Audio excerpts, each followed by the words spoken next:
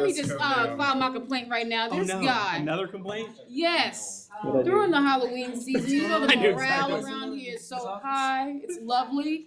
And I'm just coming over here to one of these meetings, and I don't know, maybe in my phone, but he happened to walk through the hallway with the Clown costume, and I mean the good one. Okay. It was good. It was the good I one. was shorter than. Okay, and I looked at him, and it didn't register to me that it was the Clown, but then when my brain connected to my vision, I jumped out of my skin. That's you really want to upset the auditor first thing. Job well done, sir. Job well done. Thank you. Have you met Dawn? She might be able to help you with this. No, don't talk about You know, I just saw Dawn. She just laughed up. I'm gonna win her over. It was good. It was a good time, Jeff. I'm amazed at how many people are afraid of clowns. I could never watch that It movie, and my sister and brothers loved it. I could never. Yeah. Got a niece that is deathly afraid of birds, Oh, and it's a legit fear. that's sad. They kind of fly around, and you can't Yeah, they're all over control the them. place. Yeah. It's All right, It is a horror movie, birds, and birds too. does he have us going at 4 o'clock? He does, yeah. We're doing now? Wait, do I need to say? Is it? It's blinking. Red I and have green. never done it, so I I don't. was gonna say, nor have I. I You was just usually see here, surprised. right? We've got one person that can do payroll. We've got one person that can operate And that. they're extremely good at it. You're good. We're good. We're good, all right. Good evening and welcome to the City Council Oversight Committee meeting of Thursday, March 13th, 2025. 2 items on the agenda. The first of these is discussion on age-friendly communities and aging in place. Miss Lisa.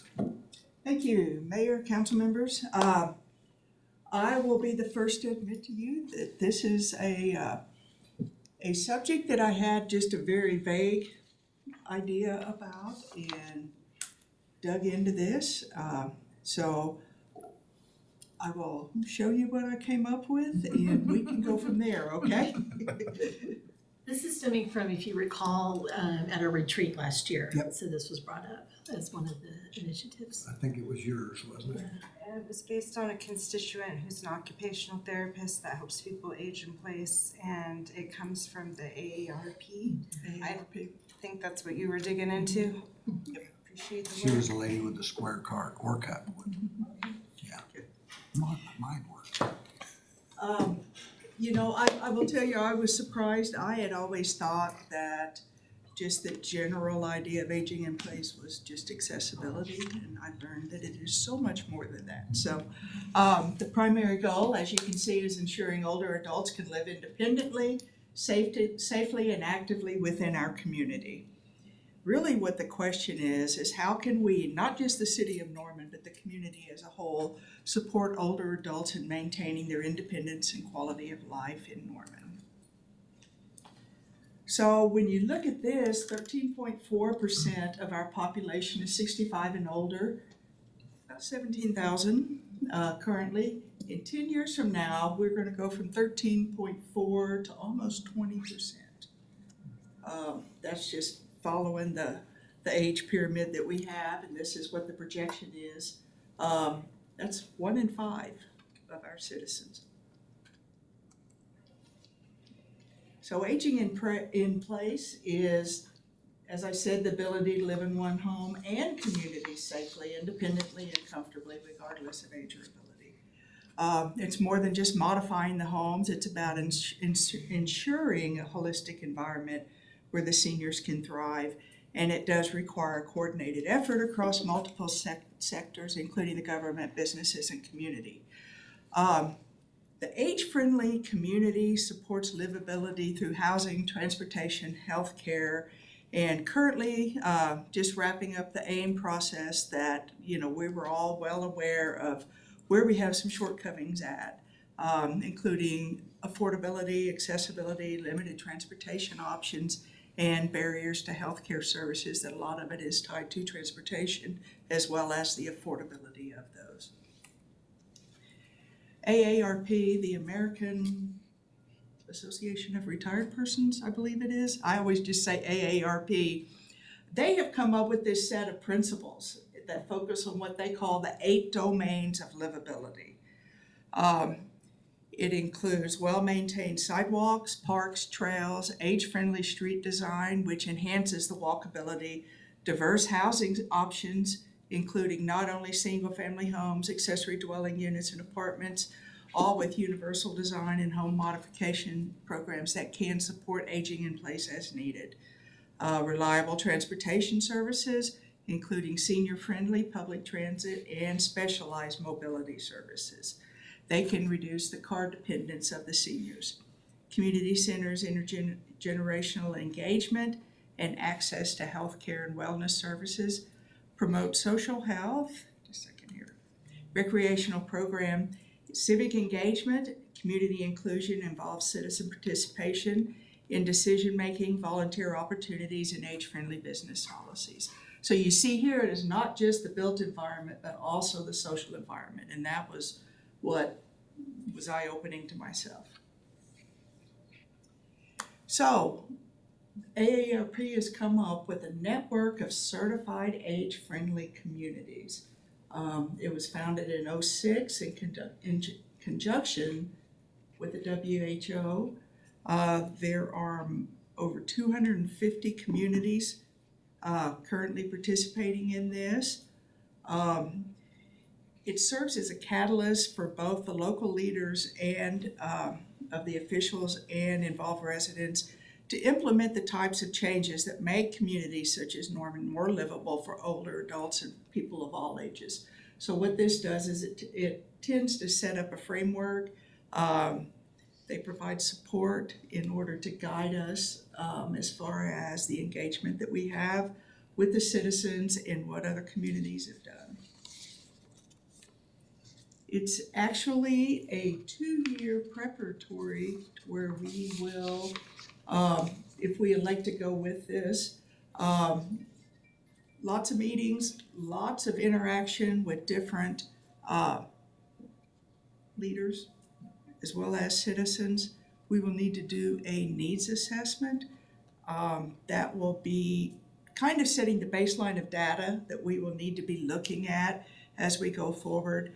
And this process, it actually ensures that the policies are informed by Norman residents that will assist in creating the action plan that will be implemented for this program. And once certified, there is no cost to certification other than the efforts that the community does. There is an annual challenge grant competition of awards up to $20,000. You do not have to be a certified age-friendly community to apply for that. I've worked with Jason in the past and we have applied a couple times, have never been funded. Might be because we're not at the top of the list. And these projects are kind of small Kickstarter projects, but they can actually lead to more community participation, kind of a seed funding for a bigger project. We talking like ramps for front doors and? We had applied for some playground stuff for seniors in the past, is what we applied for, probably 4 or 5 years ago. Right about the COVID time is when we did that. Yes, ma'am. The needs assessment, the way it would work, the city would establish a task force. Yes, ma'am. I was gonna ask, yeah. was that around the time of getting that multi-use exercise equipment? That's what we were applying for at that time. And it was when the preliminary plans for the were coming forward and we were going to do it in conjunction with that. It wasn't funded, so. I don't remember seeing that. What was that play equipment like? It is, I can see pictures of it. It's geared towards seniors. I mean, it's not swings and merry-go-rounds. It's more of a type of movement to enhance mobility and balance and things like that. Not really a cardio workout, but more of a outdoor flexibility type things. Okay, that Yeah. sounds interesting. From what I remember, from 5 years ago. Okay. So the city would need to establish a task force. My recommendation would be that it would be a multi-departmental representative from each department being headed up by HR with the ADA coordinator to pull it all together, to where we do get that informed, educational component of the actual physical constraints that we will be needing to address here, there, and yonder. Bless you. Multiple community surveys where we get input from the seniors, focus groups, lots of stakeholders of businesses, the chamber, the various nonprofits that serve the senior community here. Lots of data analysis as far as, you know, the census of the needs as our population is aging, the needs of housing, the transit. So, why we should consider this? It is one, an opportunity for citizen collaboration. The framework that they have set up is comprehensive. It's an evidence-based approach. It's been used in over 250 communities.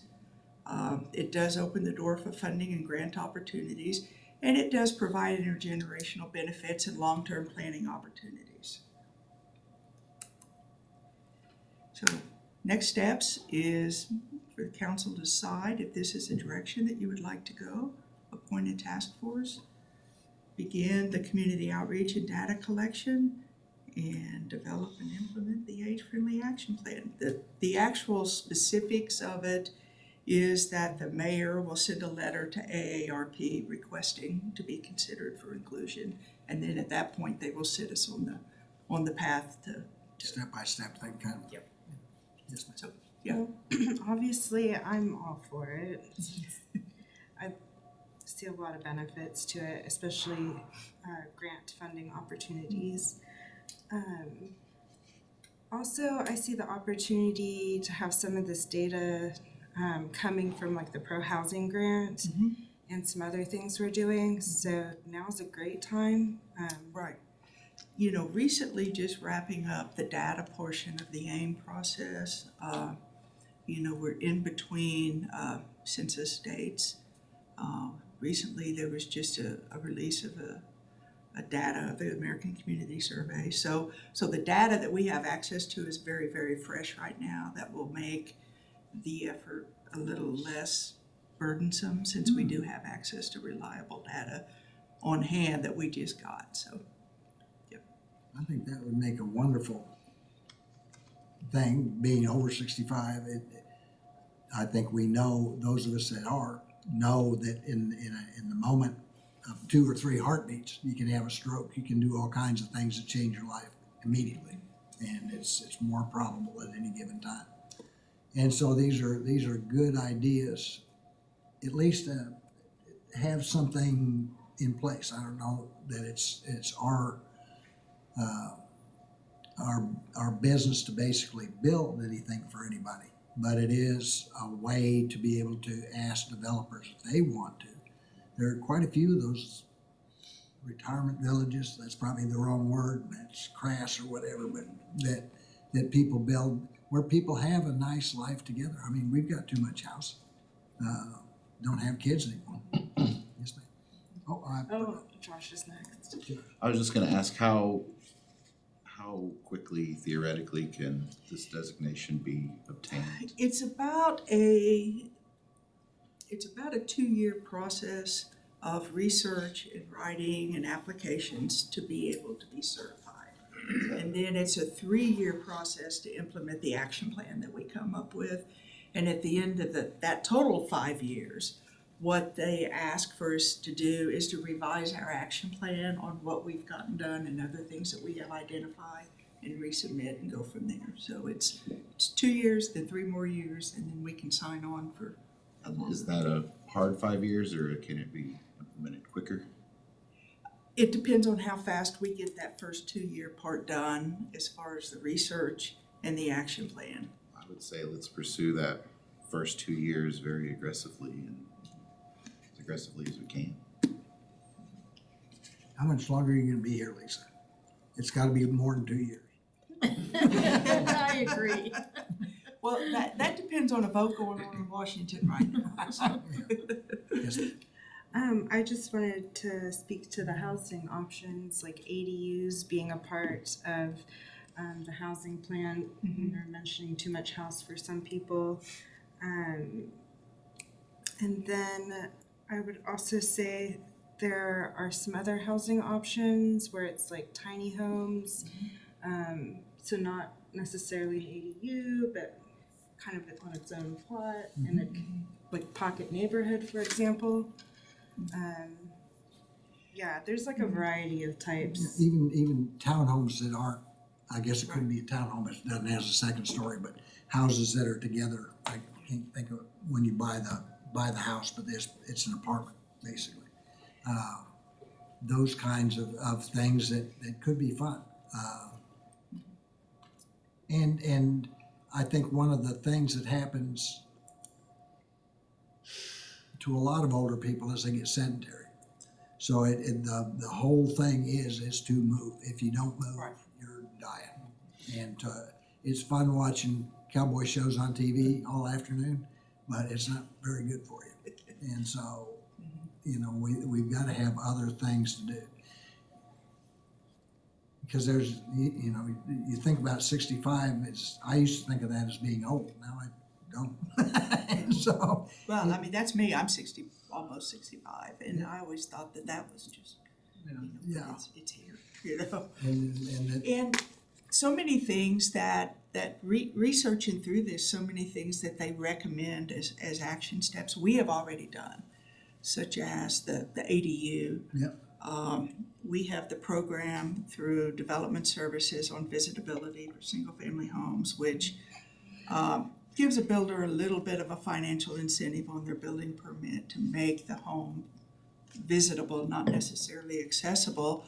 All of the properties that the grant program does, we incorporate that into it. I was kind of shocked. I got with Brenda and asked her of how many building permits did we have last year that took advantage of it, and there were only 8. golly. The 400 or so single family. And maybe that's something to look at a little bit deeper to make that a little bit more of a financial incentive. Yep. To participate in that. When I built my house, I incorporated those things into it, and it really didn't cost any more. And so a lot of the groundwork that they recommend, we're already underway on the physical part. The social part is a little bit different. So. Well, and churches used to do that. That's what churches were for. Well, the church is the awe. I mean, Yeah. look at the response that we've had to the awe. It's, lots more than we ever anticipated. So it does show that there is a desire for this in the community. So. Yes, sir. So our Embark Plus program system probably really helps since it serves the entire city limits. And they have to schedule ahead, but that they can get picked up anywhere in Norman and taken anywhere in Norman. So I imagine that would help on our score, I guess, or assessment. And then, for me, one of my biggest fears really is living to be old enough to where I have to live in a nursing home. Yeah. And because I can't live alone anymore, or whatever the circumstances may be, where an older person ends up being by themselves and they have a big house maybe that they can't take care of anymore, and then they have health problems and they can't be, so then they end up living in a nursing home. And I would just prefer that people be able to live in their homes as long as they possibly can, until the very end if possible. Well, we currently have the accessibility modification grant program through the CDBG program that allows us for an owner or occupant that is low income to go in and make modifications to keep people in the home. And we do probably 20 of them a year. We have also a renter where we can spend less money since it's not an owner occupied. We do quite a few of those, and as long as the grant funding continues, those are our main programs that we do. So that's for households up to 80% median income. So it does cover a wide range of incomes. It's a great program. It could be expanded, but because of financial limitations, we're not able to do that. But there's things like that as you research what other communities have done, that it's not just the municipal government that's providing these things. What the city would do would be to kind of set the framework of things to where other nonprofits or other community groups could come in, even neighborhood organizations, setting up, a watch the neighbor, just making a phone call once a day to check on your elderly neighbor. It was, I was amazed at all the different suggestions that they had for the different programs. Yeah, definitely. I think it's worth the effort. Oh, yeah. Did you have a question? Yeah.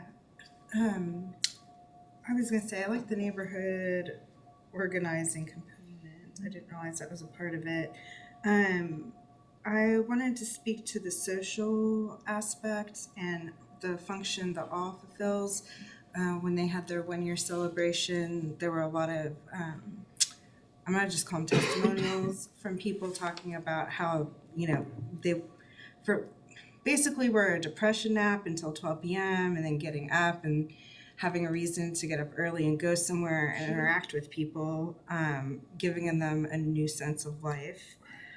So with that in mind, I know there were some issues with the funding of the ALL, and I think if we are moving forward with this and we're thinking about Norman Forward 2 and the potential of when those projects or slate of projects come forward, making sure that as we're doing this community input session that we're getting ideas like, do you want equipment at the ALL, or do you want to see some other type of senior quality of life project that has a social component, and it could potentially stack with the grant if that's available by the time we finish this process and hopefully get that certification. Well, and certainly, the one thing I noticed was that because the limited amount of these grants is more like seed money, but it really serves as a catalyst, especially to the business community, to where you get that seed money in there and then everybody gets excited about it, and you see the different businesses donating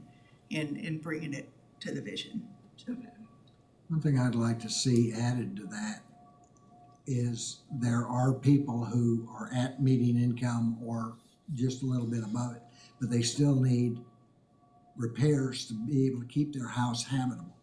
If there's a way that we can discard the HUD rules or whoever's rules those are and have our own rules that say if you need help getting the roof or getting the floor underneath the potty fixed or doing all those kinds of things, have a way that people could donate to that. If a church wanted to participate, and that would be great, or a business or anything else, maybe a plumber. I think that would be something that can keep people in a home and working. So, did you have a question?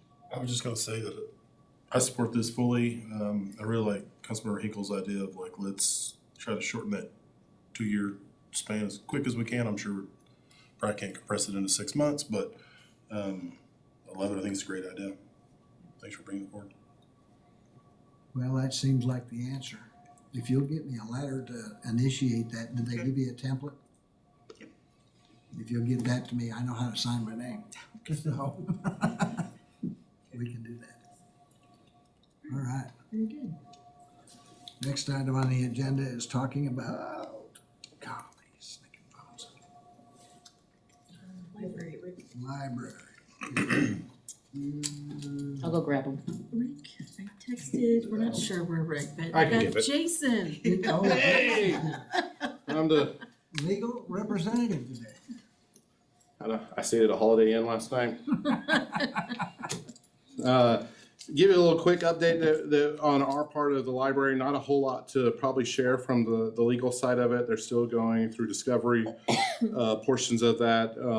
We probably still expect a few more months, I would imagine, to go through this process to make sure that there's a lot of information. I believe there's over 25,000 pages of information we shared back and forth, and now we're getting some stuff from them and getting stuff to the groups of the represented 3 parties, which are named in the litigation.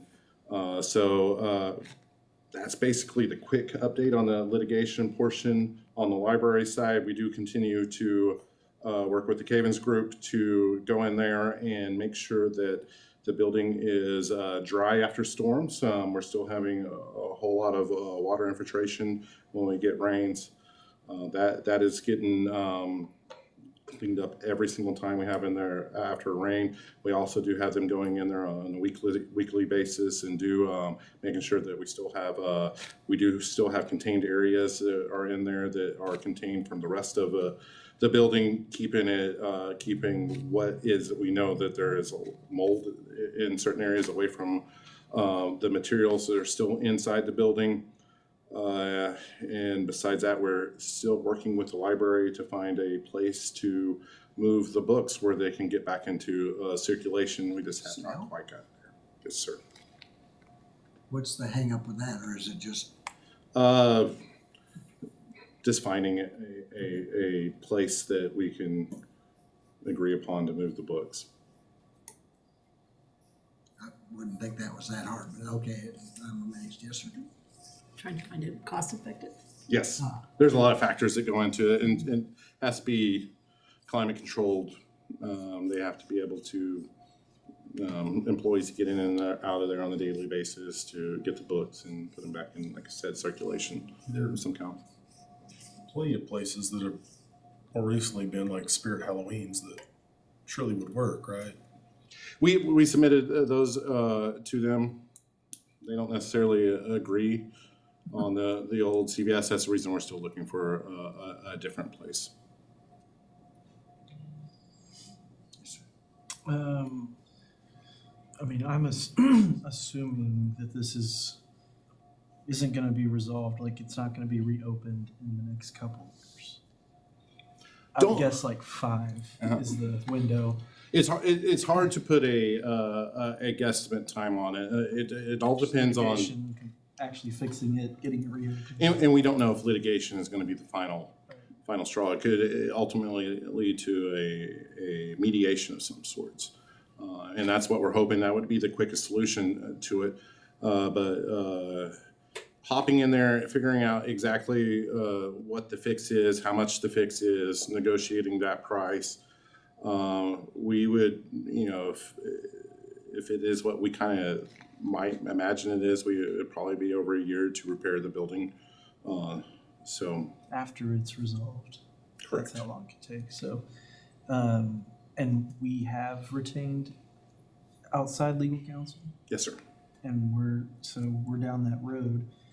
So in that case, is there any discussion about I know there's the little temporary storefront over here, but a more temporary, permanent downtown or central location for not just a place to store everything in there, but to actually have an operating, functioning, like the CVS being, something like that being the central library for a couple of years. So, and to be clear, when we were talking about CVS, we were talking about that just as Storage, right? a storage facility. Now, the library, they have sent us information because we recently, after we suggested CVS, that didn't come to a solution. There was another place suggested, and it was more expensive than the CVS. So that's where we kind of came in at a standstill.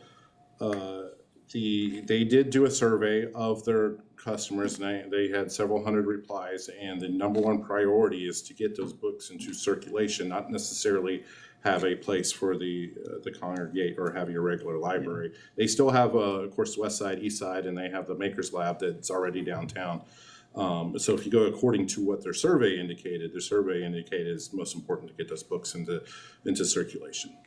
So though, wouldn't having a place like a central downtown library, or if the CVS was usable as a temporary location, not to store them, but to be like a functioning library location for 2 or 3 years, then they'd be in circulation there. The only problem with that suggestion, you go from a warehouse space to a temporary space that has to be ADA accessible. It has to be ready for people to come in. They have to. It just becomes a lot more expensive, and you have to And of course, it's ultimately up to council if that is what y'all want, and what the library comes to. I mean, yeah, we can make that happen, but you also have to figure out what the balance is, because it doesn't necessarily mean as we head into litigation that we have an open checkbook to spend what we want to, because we're thinking we're going to get 100% refunded.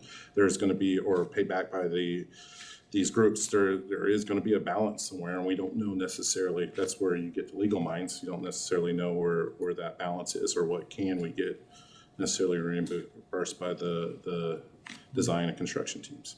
So like the operating costs for the library system when the building is open, now it's closed, so they don't have those operating costs right now, right? Correct, but Could those operating costs be used to pay for a temporary location? according to our contract, the operations, yes, it could be paid. That's at the library's cost, but providing a building that is accessible, that is up to the city. That would be our burden, not theirs. And the CVS building, even though it was a commercial building that was heavily used, may not meet those standards, even though it's An agreed upon area might not meet both of our standards. okay. Well, it's the only building I can really think of other than the Arvest building, maybe, that could accommodate something like a central branch for a temporary period of time. But just I've definitely heard some people ask about that, like that the maker space is great, but it's not very big. And if the central library is going to be closed for a couple of years, should there be some temporary option that's got the books and got some stuff? And we were talked about putting together an RFP to put that out there, but we're just working with the library to find out what are their needs and what do they think their needs are. Is it as easy or as small as putting the books in circulation, or do we need to grow it that large where we have a full accessible library, which becomes way more complicated? Sure. Okay. So we've all talked about CVS and kind of see that as a viable idea, but apparently that doesn't fit what they're asking for. Can you kind of give us an indication of what they were asking for, so we know what is on each end and we can be thinking about something in the middle? When we were talking about just book storage, they were asking for 10 to 12,000 square feet of conditioned space. They were hoping it would not be recognized as a retail area in a area that they consider safe for their employees to work at. So, but that would just be for storage, not have any sort of retail function. Correct. I don't know who was first, either you or Councilmember Grant. Yeah, I do like the idea of exploring an alternative location if they're interested, and it looks like we're headed into court and we're not going to mediation. So, just an avenue to explore. Yes. So the Pioneer Library System, they get millage from the county, ad valorem tax, right? Correct.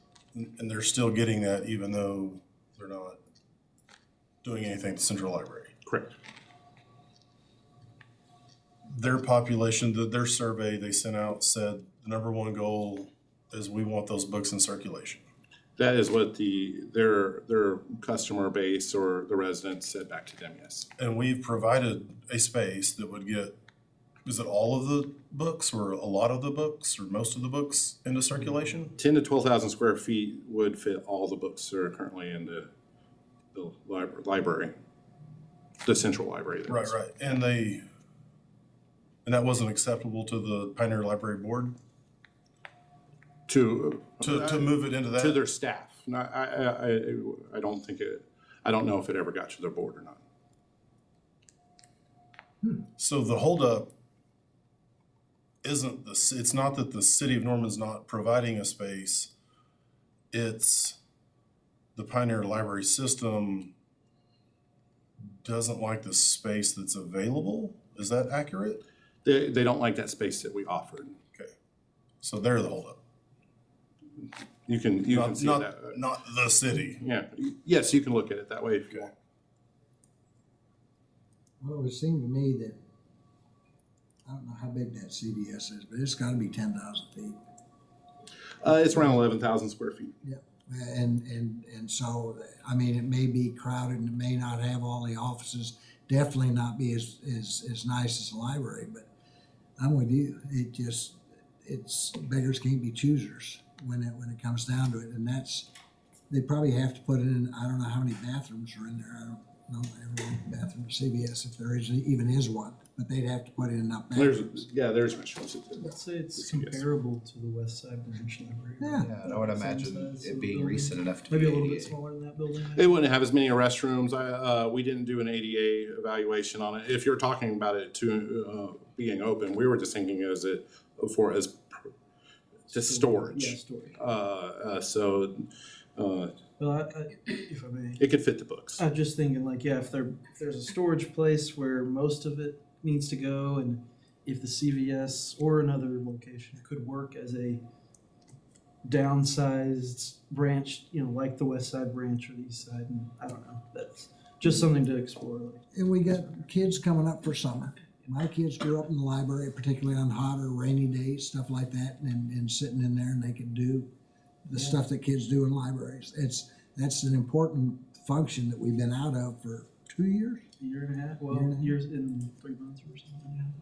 And so, And this is a suggestion, I'm throwing this out there, I don't know if it's sticky. Once again, we have to throw this out to the library, make sure it's workable. Maybe we have a storage area that is, they can warehouse all the books, and maybe a much smaller area, which is easier for us to handle as their working part. Yeah. Yeah, I don't know that the two locations, I don't know much about libraries, how fast books move in and out.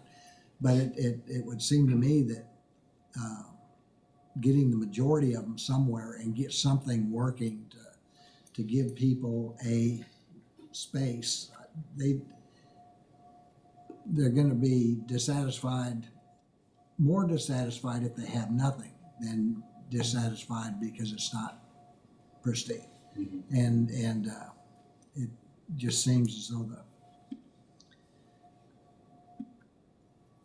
it just dragged on. I can't think of a nicer way to say that. Yeah. I would say that as a former Norman Public Library employee, I worked in the old facility that's now the development center. And so I feel like anything that we have moving forward from here is probably going to be nicer than what that facility ended up being.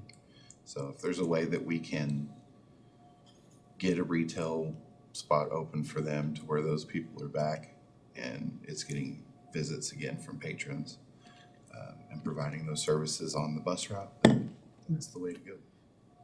And it was $14 a foot was what I saw as the average rent for warehouse space that was air conditioned. It just open retail space and warehouse space. CVS, if I may add, CVS was really wanting somebody to use that space, so they did give it were offering to us at $11 a square foot. I think it'd be a great reuse, or just a temporary reuse of something to do with that abandoned building would be good. But yeah, I think it's a good possibility. One idea too, I mean, I don't know what is, now that the dispatch isn't in the basement, if they're looking for storage, is there anything going on down in the basement of the police department? It's climate controlled, and I don't know how many square feet it is. I don't know what's going on down there. But hey, we might I think have they've some been space. utilizing it maybe for storage, but we could definitely check, I yeah. mean, It'd be hard to get them down those stairs. yeah, But, it'd be tough. But Yeah. but there I'm are just trying to think of spaces several that we have. spaces. Yeah, Ollie's went into that one Yep. grocery store. I don't know of any other grocery stores. There's gotta be other spaces. Yeah. In a town this size. Well, Big Lots and Joann's. I don't know if I don't think they've closed yet, but I mean The one Companies down at have the announced mall that or they're the one closing, down so- on Hal Mulder? the one on Hal Muldrow, and then the one on I think Joann's is on Ed Nolan Parkway, Oh, Ed, no. and then Big Lots is on 24th and Main. But they're nationally, they announced they're closing like everything. So I don't know. We can't move the central library over to Yeah. at Noble Park. Yeah, I know, they're right next to the current. But I mean, storage though, if that's what they're looking for to store something, I don't know. I doubt that a retail place would want to do that unless it was a You old. know, the post office is looking pretty good from here. So anyway, okay. All right. Well, thank you, sir. And were there any more questions? Thank you, sir. Thank you. All right. That was the last on the agenda. Anything else?